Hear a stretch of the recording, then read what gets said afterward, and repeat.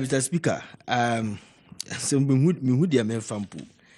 92.9 NPP delegate conference amokoye no. Ombeya amendment. Meboa. Na ubisa papa no. Chese we propose as abana menya abotra kenkan propose as abano. Edoso pa. Ba ko chese se omo aban mu a.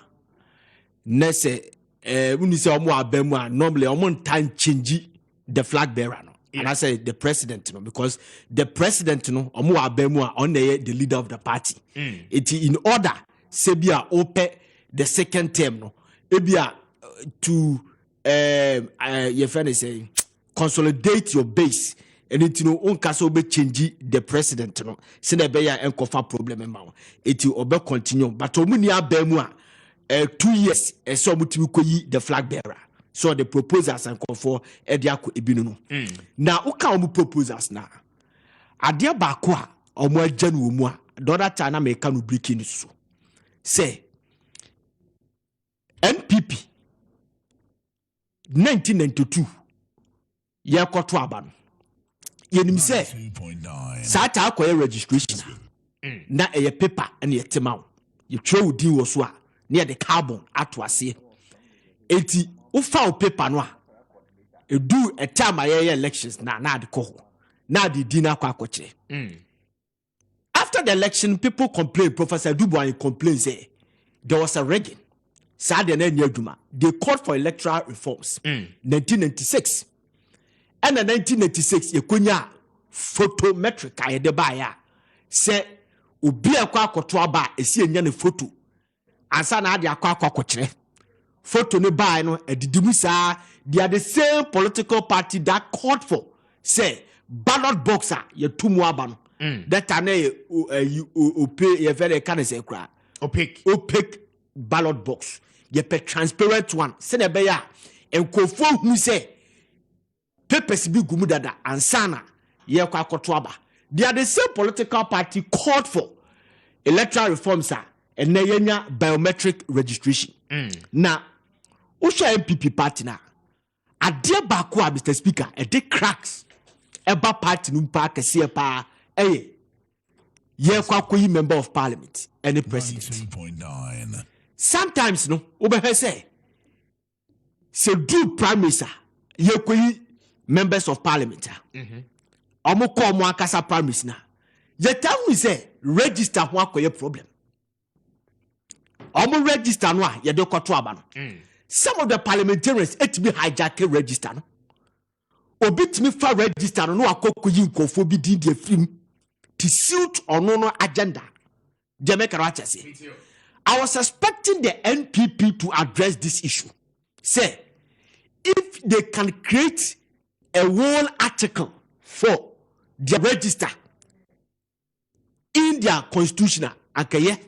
A proposals in a committee no a receive from the rank and file of the party and he said Obian in fact such proposal and say kasa proposal ne koya.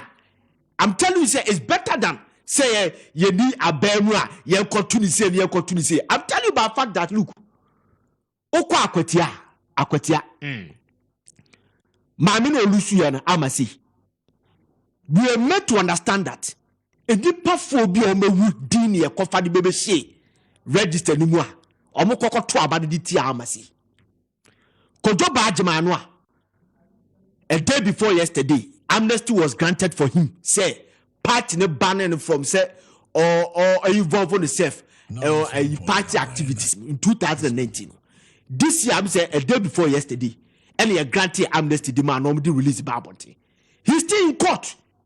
Kojo Bajima is in court because registered the man who are 500 million or contested as a member of parliamentary aspirant for candidate for MPP. No. Now over 200 people. So why can't be a proposer? Beba say the register na MPP form should be biometric. Yes, but we are not privy to all the proposals. But I'm saying that I have read the proposals. Yes, what kind of na? My kind but who share headlines ni bino? Sajami kenim.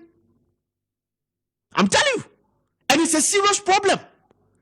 party no reversing and create discord already Article 7 clause 4 of their constitution is just say obedient mean creative factionalism obedient mean creative adebe the discord ebaba party no ni na fi ho Jamaica what I say party chairman bi any MPB it be for register no dey akwa akwa baby ni yi nkofo di film but if it is a biometric party bi MPB da no wada aspirant bi da no wada sisi ayo hanch parliament every stadium.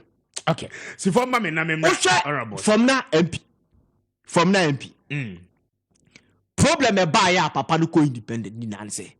Was say me a member of parliament. Me no access to the register. So they should have known say this register thing at the cracks at the factionalism discord ever party nim me see and only the first issue I'm expecting some of the gurus the movers and shakers and apparatchiks of MPP. But they be I don't know here woman. As much as they be here or no woman in here. I'm telling you by far that and no more my baby read you know. Or my ready read you know. Dear me kind of minimum nonsense will be but I'm telling you say ye church you know. Be GDS say yes I no so much me yes I no. It's far better than so be catch me say ye say ye dia be mu a ye nkoto about 2 years. Ye nkoko ifla bearer. It's been there since. Sadian has been there since conventionally. They do it. Almost we say early Congress. They don't need to put it to constitution. Yawa bemu 1 year a popular acclamation. Our constitution, a new constitution, but they be omoye. Sadian kwada kunaka who be na ma Kwabena Japan kunya problem.